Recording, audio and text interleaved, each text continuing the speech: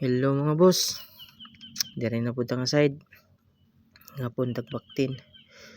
10 days old ay ni sila mga boss. 7 ka buok. Ang anak ani sa anay kay 15 ka buok. 7 ang laki.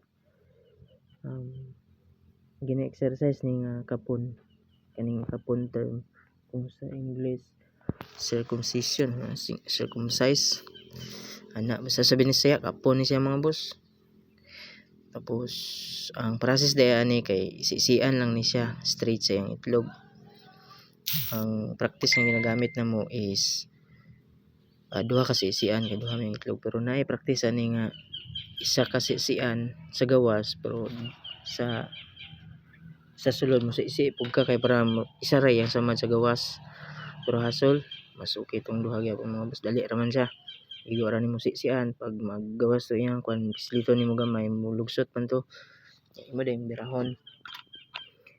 Tapos after anang pag matanggal na yung itlog mga boss, amo nang ginabutangan og magsisilin para kuan po siya sa dugo ba, sa iyang samad tambal po siya. Then amo na siyang gina-injikan og lamaisin antibiotic yapon para mas dali ma-heal, dali maayo yung samad. Then nana lang kadali mga boss. Sa gina-practice gid po naman sa mong mga agi. Kaya na may barako na akong busing Alex Pantilanan. Siya na bore handler ni siya mga boss. Na gusto mo pa-AI diha, pwede ra po ninyo ni kontakon o i-PM lang ta. Kay sa duol lang, duhali area raman mi. Pwede ra kayo. Ana na boss, balik-balik ra. Ana ra yung proseso.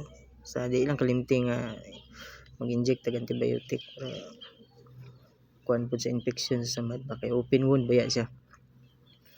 Iman para sa una ba nga sinaunang tradisyon tahion man, pero mas mukos man gud to infection kay ang dili kagawas ang dugo ba mabuot sa sulod.